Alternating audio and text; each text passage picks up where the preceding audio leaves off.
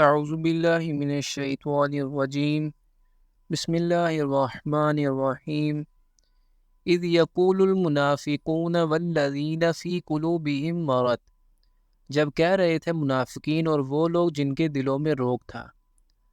یہ اب اس آیت میں مدینہ کے حالات پر تبصرہ ہے کہ جب رسول اللہ صلی اللہ علیہ وآلہ وسلم مدینہ سے لشکر لے کر نکلے تو پیچھے رہ جانے والے منافقین کیا کیا باتیں بنا رہے تھے۔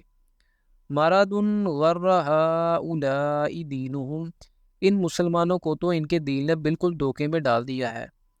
وَمَن يَتَوَكَّلْ عَلَى اللَّهِ فَإِنَّ اللَّهَ عَزِيزٌ حَكِيمٌ، اور انہیں کیا پتا کہ جو کوئی توکل کرتا ہے اللہ پر تو اللہ زبردست ہے، حکمت والا ہے۔ وَلَوْ تَرَىٰ إِذْ يَتَوَفَّى الَّذِينَ كَفَرُوا الْمَلَائِكَةَ، اور کاش تم دیکھ سکتے جب قبض کرتے ہیں فرشتے ان کافروں کی جانوں کو، یضربون وجوہہم وادبارہم وذوقوا عذاب الحریق، ضربیں لگاتے ہوئے ان کے چہروں اور ان کی پیٹھوں پر، اور کہتے ہیں کہ اب چکھو جلنے کا عذاب۔ ذالک بما قدمت ایدیکم وان اللہ لیس بظلام للعبید، یہ وہ کچھ ہے جو تمہارے اپنے ہاتھوں نے آگے بھیجا ہے، اور اللہ تو ہرگز اپنے بندوں کے حق میں ظالم نہیں ہے۔ کدأب آل فرعون والذین من قبلہم، ان کے ساتھ وہی معاملہ ہوا جیسے کہ معاملہ ہوا آل فرعون کا اور ان لوگوں کا جو ان سے پہلے تھے۔ کفروا بآیات اللہ فأخذہم اللہ بذنوبہم، انہوں نے اللہ کی آیات کا کفر کیا تو اللہ نے انہیں پکڑ لیا ان کے گناہوں کی پاداش میں۔ ان اللہ قوی شدید العقاب، یقیناً اللہ قوی ہے اور سزا دینے میں بہت سخت ہے۔ ذالک بأن اللہ لم یکن مغیرا نعمۃ انعمها علی قوم حتی یغیروا ما بانفسہم، یہ اس لیے کہ اللہ کا یہ طریقہ نہیں کہ کوئی نعمت جو اس نے کسی قوم کو دی ہو اس میں تغیر کرے جب تک کہ وہ قوم اپنی اندرونی کیفیت کو خود متغیر نہ کر دے۔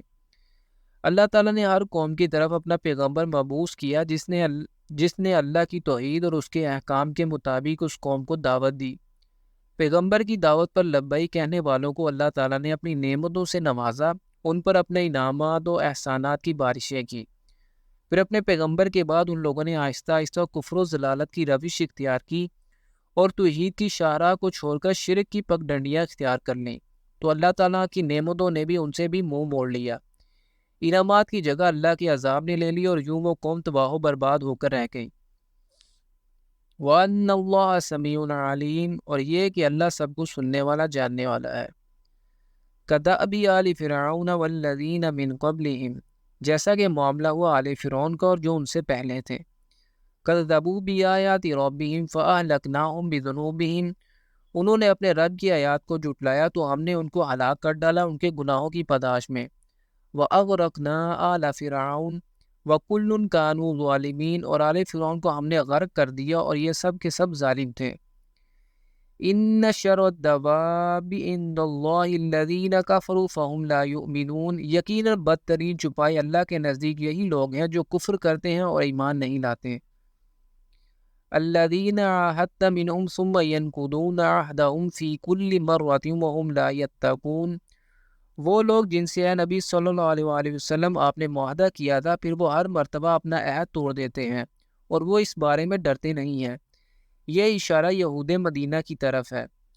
رسول اللہ صلی اللہ علیہ وآلہ وسلم جب مدینہ منورہ تشریف لائے تو آپ صلی اللہ علیہ وآلہ وسلم نے آتے ہی یہودیوں سے مذاکرات شروع کیے اور نتیجتاً مدینہ کے تینوں یہودی قبائل سے شہر کے مشترکہ دفاع کا معاہدہ کر لیا۔